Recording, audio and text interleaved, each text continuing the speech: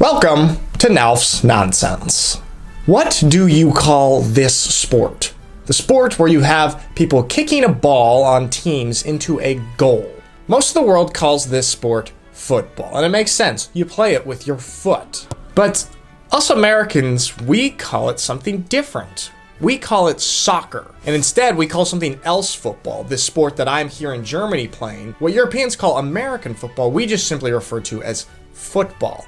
Which, if I'm being honest, doesn't really make sense. The ball doesn't really look like a ball, it looks more like an egg, and you very rarely use your foot. So, one of the most important questions in the history of mankind is why do Americans call this sport where you kick the ball with your foot soccer?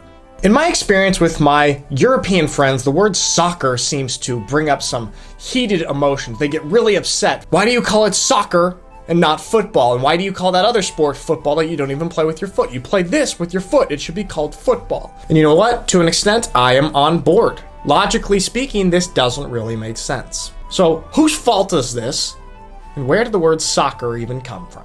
This game that most of the world calls football, that I call soccer, has been around forever, since the Middle Ages. There's records of people playing it for hundreds and hundreds of years. It's a pretty simple game that comes naturally to humans, kicking a ball into a goal, and it's not incredibly complicated. So versions of this sport have been played forever. But it was in England in 1863 where the modern day version of soccer was founded. Young men at these British boarding schools wanted to standardize a version of this game that you probably call football and I call soccer.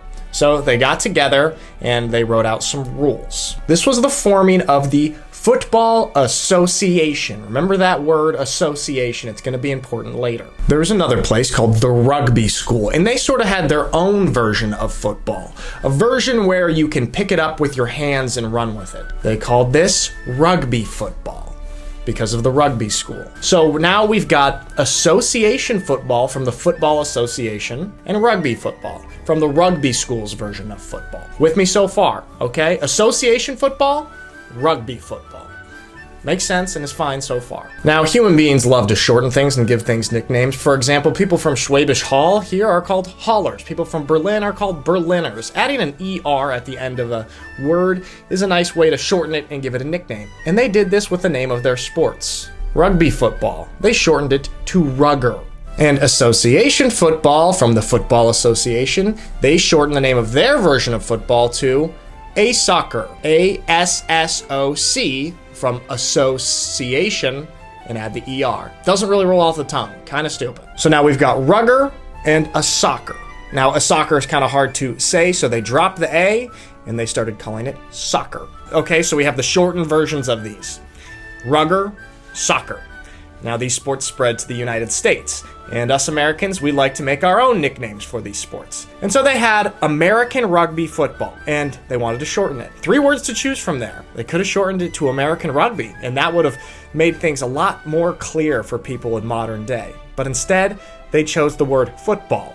American football. And that sport, which much more resembles rugby than traditional European football, became modern-day football that we play in America, that I play here in Germany today. Association football, when it crossed the pond into America, kept that nickname of soccer. Now, the word soccer was actually used to describe the game in England up until the 1980s. People would use soccer and football interchangeably.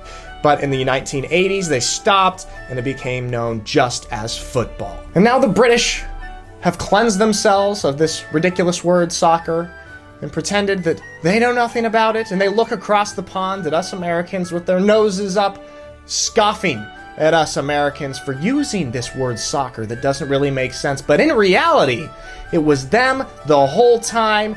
They invented it, they gave it to us, they used to say it, and now they act like they had nothing to do with it, and they get upset when they hear that word.